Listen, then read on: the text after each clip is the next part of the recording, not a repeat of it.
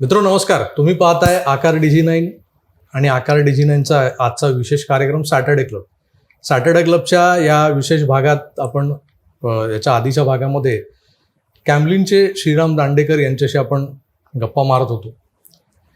कॅमलिन आणि कॅमल ह्या ब्रँडचा जो काही डोलारा आहे तो कसा उभा राहिला, कशी सुरुवात झाली या व्यवसायाला, यावर बोलता बोलता आपण इथवर येऊन ठेपलो होतो की ही जी काही साहित्य निर्मिती होते याच्यामध्ये, म्हणजे चित्रकलेचं साहित्य किंवा त्यानंतर शालेय अभ्यासक्रमात उपयोगी पडणारं साहित्य, तर या सगळ्या साहित्य निर्मितीचा जो काही आपण उहापोह करत होतो, आज सर मला एक प्रश्न भेडसावतोय की भूमितीसाठी ती कंपॉस बॉक्स जो वापरला जायचा, त्यातलं ते कंपॉस कर्कटक आणि ते सगळं त्या मेजरमेंट्स असणाऱ्या त्या स्केल होत्या, रुलर होते. आज असं झालंय की कम्प्युटर संगणकाच्या वापरामुळे कॅनवा किंवा इतर काही ॲप्स आलेत, सॉफ्टवेअर्स आहेत, त्याने या सगळ्या जे काही मॅन्युअल ज्या गोष्टी होत्या त्या लोप पावत चालल्यात. ही एक स्पर्धा निर्माण झाली आहे तुमच्या ब्रँडला. तर मग आता तुम्ही त्याला कसं फेस करता, म्हणजे कसं तोंड देताय? स्पर्धा निर्माण झाली आहे, बरोबर आहे, पण त्याचबरोबर ह्या गोष्टीचं महत्त्व अजिबात कमी झालेलं नाही. म्हणजे त्याच्यावर बराच रिसर्च जगामध्ये झाला. म्हणजे आपण जो विचार करतो ना, आपला मेंदू विचार करतो आणि तो संदेश आपल्या बोटांपर्यंत पाठवतो आणि मग आपण एखादी गोष्ट लिहितो किंवा चित्र काढतो. याचं जे बेसिक आहे ना, ते आजही कॉम्प्युटरवर डायरेक्टली टाईप करण्यापेक्षा लिहून काढून मग त्याचं रूपांतर डिजिटल याच्यामध्ये स्कॅनिंग करून किंवा ॲक्च्युअल टाईप करून करता येतं. मी तुम्हाला आता आमचे जे पेरेंट कंपनी आहे, जॅपनीज कंपनी आहे आता कोकियो म्हणून, त्यातल्या मंडळींशी माझा 11 वर्ष संबंध आहे जवळनं. कारण तर त्यांचं मी एक वैशिष्ट्य बघतो. आमची जेव्हा मीटिंग असते त्यावेळेला प्रत्येकजण त्यांचा छोटा मिनी लॅपटॉप किंवा काहीतरी घेऊन मीटिंगला येतात आणि त्याच्याचबरोबर एक वही आणि पेन किंवा वही आणि पेन्सिल असतं. मीटिंग जेव्हा चालू असते त्यावेळेला ज्या काही गोष्टी टिपून ठेवायच्या असतात, ॲक्शन पॉईंट्स असतील, मिनिट्स असतील किंवा टू डू लिस्ट असेल, ते त्या वहीमध्ये लिहितात. तारीख घालून त्या वहीमध्ये ती लिहिलेली असते. कधीही डायरेक्ट कम्प्युटरवर ते लिहित नाहीत. मीटिंग संपल्या कम्प्युटरवर त्याची फाईल, डिजिटल फाईल तयार करतात. Computer has unlimited or a great memory and computer is the best tool की ज्याच्यामध्ये प्रचंड मोठ्या प्रमाणात डाटा स्टोरेज होतं, डाटा रिट्राईव्ह करता येतो, डाटा सेंड अँड रिसीव्ह करता येतो. अजूनही मानवी मेंदूला डाटा सेंड आणि रिसीव्ह करण्याचं टेक्निक डायरेक्टली वायफाय बेस्ड जमलेलं नाही आहे, किंवा तरी तेही जमेल. सांगायची गोष्ट अशी की आजही विशेषतः शाळांमध्ये आणि इव्हन अदरवाईज मोठ्या प्रमाणावर मेंदूकडनं सिग्नल आलेला बोटांमधनं कागदावर उतरून चित्रबद्ध किंवा आपण काही नोट डाऊन करतो, याचं महत्त्व कमी झालेलं नाही. त्यामुळे चॅलेंज आहे आणि आम्ही अजून काही कुठल्या डिजिटल प्रॉडक्टमध्ये गेलेलो नाही आहोत. पण तुम्ही जर ग्राफ बघितला तर हो, आता फाउंटन पेनिंग ही अत्यंत कमी प्रमाणात विकली जाते नॅचरली, आणि त्याची जागा इतर पेनांनी किंवा जेल पेननी घेतलेली आहे. पण असे काही बदल होतील, पण शेवटी जेलपेननी सो लिहिलंच जातं ना. म्हणजे फाउंटन पेनच्या ऐवजी जेलपेन बॉलपेन आहे. त्यामुळे लिहिणं, चित्र काढणं ह्याच्यात काहीही कमी झालेलं नाही. स्टॅटिस्टिकली सांगतोय तुम्हाला. रूट्स विसरलेला नाही आहे माणूस, असं म्हणून. माणूस अजिबात रूट्स विसरलेला नाही. मुळात कसं आहे की आता तुम्ही जो उल्लेख केला कोकियोबद्दल, तेही आमच्या प्रेक्षकांना आहे, त्याचंही एक औत्सुक्य आहे की पूर्वी फक्त कॅमलिन आणि कॅमल हे दोनच ब्रँड्स आम्हाला दिसायचे. आता त्याच्या पुढे एक नवीन शब्द लागलाय, कोकियो. तो नेमका तुमचं ते कसं टायप आहे, बिझनेस टायप आहे म्हणा? सुरुवातीला आपण त्याला सुरुवात झाली तेव्हा जॉईंट व्हेंचर म्हणू, आणि आता आपण ॲक्विजिशन म्हणू. 11-12 वर्षापूर्वी ऑक्टोबर 2011 साली Kokuyo limited Japan became the majority shareholder of Camlin.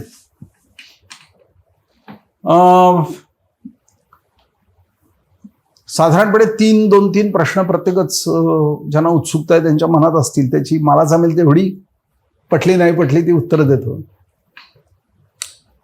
त्यावेळेला आमच्या असं लक्षात आलं की हा लो मार्जिन बिझनेस आहे, परंतु ह्याच्यात तरी देखील पुढे जायचं असेल तर कॅपिटलची गरज आहे. त्याचबरोबर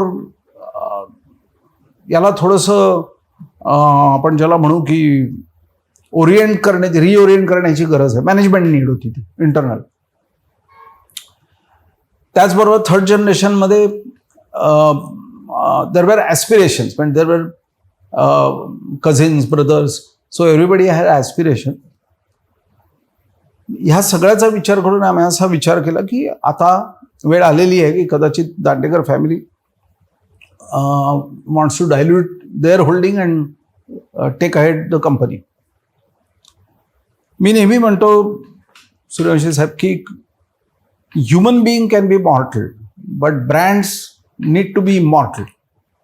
म्हणजे आपण युरोपमधली उदाहरणं घेतली.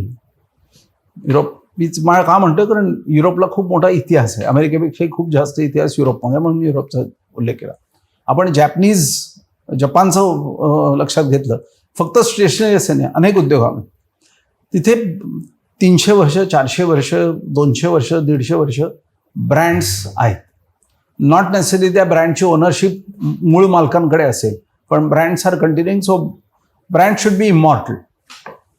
आता ज्या वेळेला तो विचार केला दांडेकर कुटुंबियांनी, त्यावेळेला 2 पर्याय होते. प्रायव्हेट इक्विटी प्लेयर्स असतात किंवा लार्ज क्वांटिटी ऑफ लोन घेऊन करता येतं, किंवा मग स्ट्रॅटेजिक पार्टनरशिप करता येते. आम्ही स्ट्रॅटेजिक पार्टनरशिपचा पर्याय निवडला.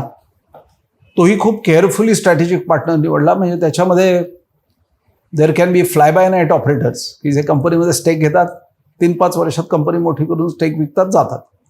तसं आम्हालाच नको होतं. We wanted our brand to be immortal. We wanted our brand to be with a business house which is ethical as well as very stable. आणि मग सगळा विचार करताना ही जी कोक्युओ नावाची जॅपनीज कंपनी आहे, तिच्याशी माझा स्वतःचा वैयक्तिक संपर्क होता.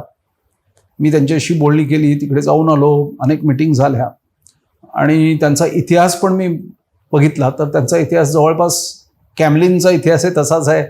कोक्युओचे संस्थापक 2 भाऊ होते, ते खेड्यातनं शहरात आले, त्यांनी तुटपुंज भांडवलावर धंदा सुरू केला आणि आज त्यांची 3री पिढी आहे. आणि खूप एथिकल.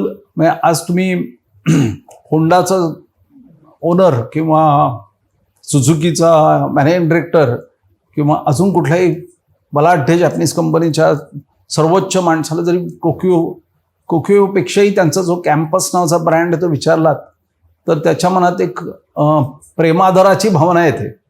हा मी अनुभव घेतलाय.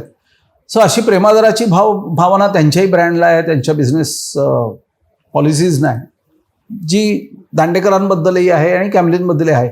मग त्यांच्याबरोबरच स्ट्रॅटेजिक पार्टनरशिप करायची असं तो हा चौकटी बाहेरचा विचार होता खरं तर.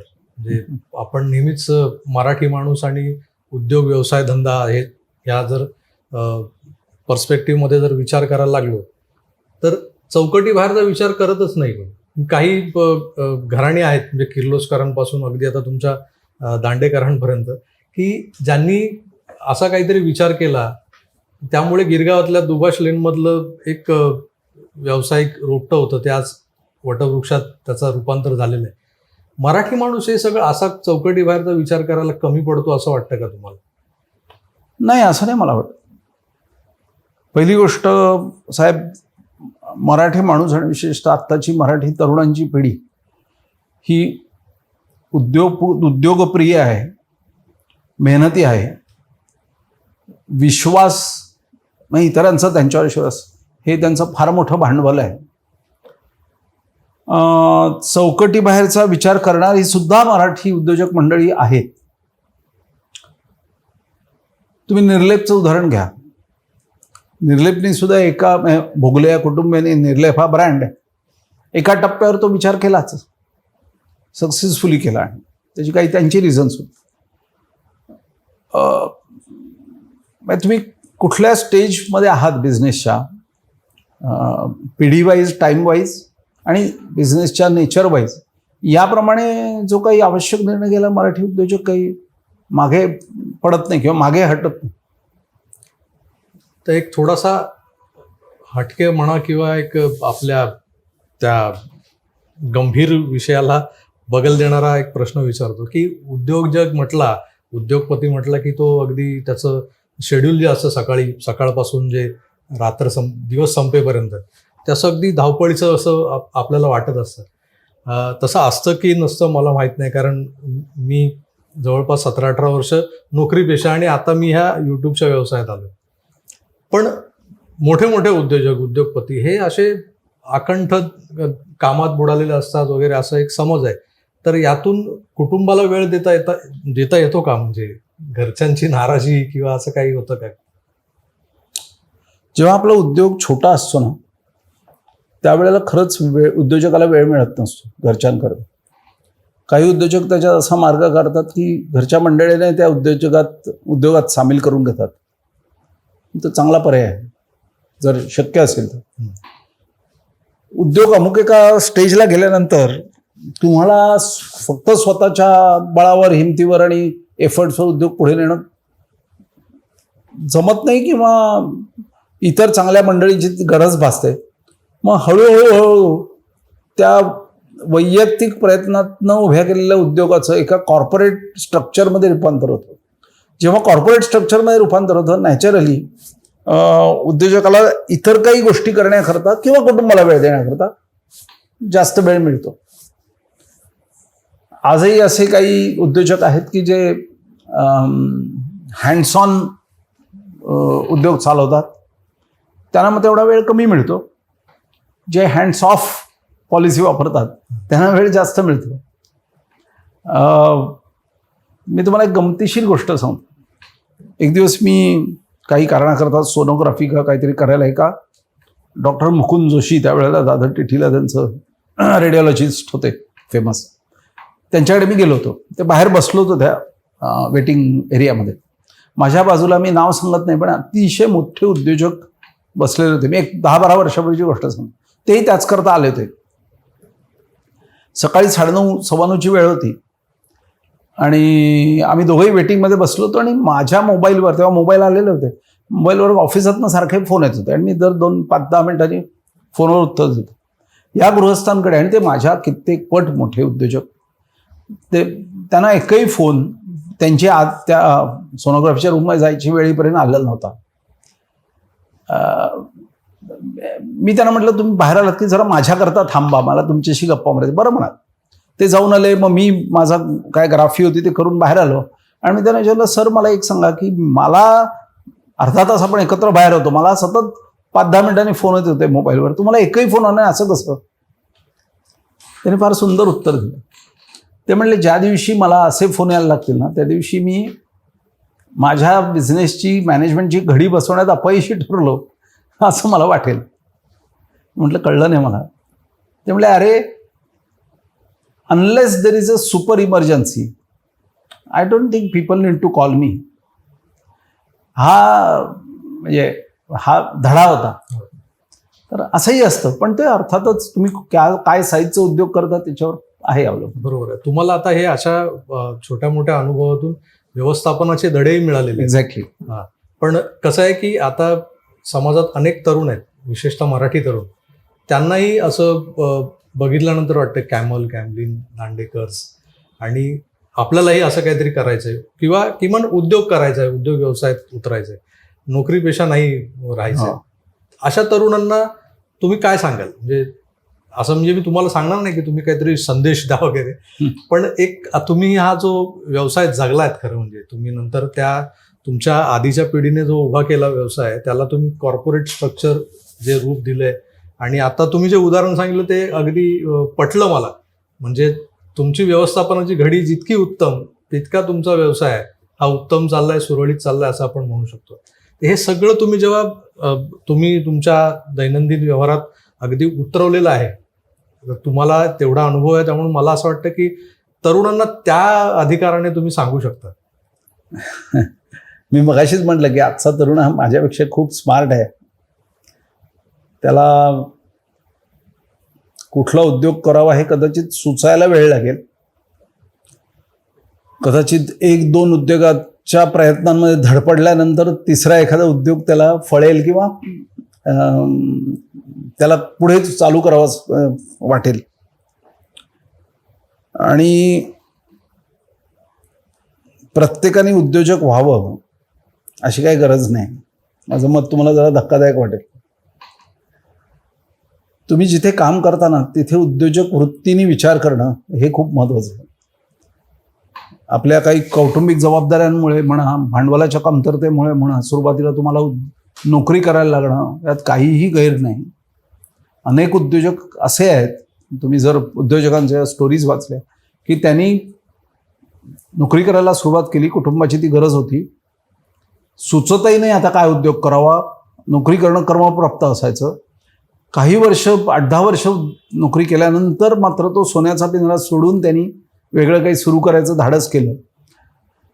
त्यामुळे प्रत्येकाला त्यांनी काय केलं तर त्यांनी उद्योजक वृत्ती जिवंत ठेवली स्वतःतली आणि मग ते संधीची शोधत राहिले. आपण नोकरी करत असताना जे आवश्यक नेटवर्क थोडंसं उभं केलं, 4 लोकांशी ओळखी झाल्या, व्यवहार कसे चालतात याची माहिती झाली आणि मग त्यांनी उद्योजकतेची पायरीवर पाऊल ठेवलं. त्यामुळे तुम्ही पहिल्या दिवसापासून उद्योजक व्हा, तुम्ही थोडा वेळ नोकरी करून उद्योजक व्हा किंवा आयुष्यभर नोकरी करून उद्योजक वृत्तीमध्ये राहा, तरीही तुम्हाला जे समाधान, कारण शेवटी कसं आहे माहिती आहे का, पैसा समाधान देतो, पैसा प्रत्येकाने मिळवला पाहिजे, तो आवश्यक आहे, पण शेवटी आपण जे करतो त्याच्यात समाधान मिळवणं हे सगळ्यात महत्त्वाचं आहे. आणि ते समाधान मिळवण्याकरता आणि उद्योजक वृत्तीने सगळ्याकडे बघण्याकरता तुम्ही मानसिकता डेव्हलप करावी असं मला विनंती आहे सगळ्यांना. कारण नाहीतर मग काय होतं, घरचे पोटी नोकरी तर करावी लागते, पण मग चडफडत रिटायरमेंटपर्यंत नोकरी करायची, त्यापेक्षा समाधानाने आनंदी वृत्तीने सुद्धा नोकरी करावी किंवा आनंदी वृत्तीने उद्योजक व्हावं. आता आनंदी वृत्तीने उद्योजक होणं ही सगळ्यात अवघड गोष्ट आहे. म्हणजे तप केल्यासारखं वगैरे आहे प्रकार, विशेषतः when you are first generation उद्योजक. कारण इतक्या अडचणी असतात आणि इतके फ्रस्ट्रेशनचे पॉईंट असतात. त्यात करप्शन आहे, सरकारी कागदपत्रांची इकडून तिकडे टोलवाटोलवी असणं, सगळं आहे. पण ते जर नसतं ना तर प्रत्येकजणच उद्योजक झाला असता. म्हणजे मला जेव्हा असे तरुण काही म्हणतात की अरे ह्या देशात धंदा करणं फार अवघड आहे, हो अरे लेका, म्हणून तर तू उद्योजक आहेस, तू ते अवघड काम करू शकतोयस. म्हणजे देशातल्या ही परिस्थिती बदलली नाही पाहिजे असं नाही, ती बदलली पाहिजे. इज ऑफ डुईंग बिझनेस ऐकायला गोड वाटतं, तो खरोखर प्रत्यक्षात इज ऑफ डुईंग बिझनेस आलाय की नाही खूप मलाच शंका आहे. मी बोल्डली मांडतोय. सरकारचे प्रयत्न प्रामाणिक असतील पण त्या दिशेने वाटचाल निश्चित सुरू आहे. आज जर तुम्ही बघितलं तर करांमध्ये किंवा अनेक गोष्टी, आज तुम्ही इन्कम टॅक्स रिटर्न फाईल केल्यानंतर 1 महिन्याच्या आत तुमचा रिफंड येतो किंवा असेसमेंट ऑर्डर पास होऊन येते digitally. There is a faceless काय म्हणतात त्याला, असेसमेंट. जीएसटी आला, जीएसटी जेव्हा आला तेव्हा सुरुवातीला तो खूप जाचक आहे अशी काही लोकांनी ओरड केली, काही प्रमाणात त्यातल्या त्रुटी होत्या. एखाद वर्षात त्या त्रुटी धरून आज जीएसटी हा खूप convenient form of one nation one टॅक्सचा प्रकार झालेला आहे. त्यामुळे चॅलेंजेस असणार उद्योजक व्हायचं तर, पण ते चॅलेंजेस स्वीकारून नोकरी जरी करत असाल तरी उद्योजक वृत्ती ठेवा, थोडा वेळ नोकरी करून उद्योजक व्हा. सुरुवातीच्या पहिल्या काळात अगदी धडपडत सुद्धा उद्योजक व्हायला हरकत नाही, वृत्ती महत्वाची. मित्र, हे होते कॅम्लिनचे श्रीराम दांडेकर. आणि त्यांनी आपल्या शेवटच्या प्रश्नाला उत्तर देताना अगदी समर्पकरित्या सांगितले की उद्योजक वृत्ती बाळगा.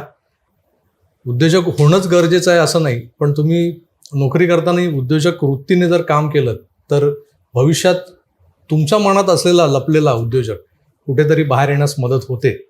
आणि मला वाटतं हा थोडासा चौकटी बाहेरचा विचार होता. यापूर्वी आपण ज्यांच्याशी गप्पा मारल्यात किंवा आपण जी इन्स्पिरेशनल बुक्स वाचतो ना, त्यातही असं लिहिलेलं असतं की अगदी सुरुवातीपासून ध्येय बाळगा उराशी की आम्हाला उद्योजक व्हायचं आहे. पण हा एक नवा मंत्र मिळाला आपल्याला. तर मला वाटतं आपल्या कार्यक्रमाचं हेच फलित आहे की आपण वेगवेगळ्या व्यक्तिमत्वांशी चर्चा करतो, त्यांचे वेगवेगळे व्ह्यूज जाणून घेतो. त्यातून आज आपल्याला एक नवा विचार मिळाला आहे. मला वाटतं हा विचार घेऊन मराठी तरुणाने कुठेतरी आपलं पाऊल पुढे टाकलं पाहिजे. तुर्तास इथेच थांबतो. पुन्हा भेटूच. तोवर आपली काळजी घ्या आणि पाहत राहा आकार DG9. धन्यवाद. नमस्कार.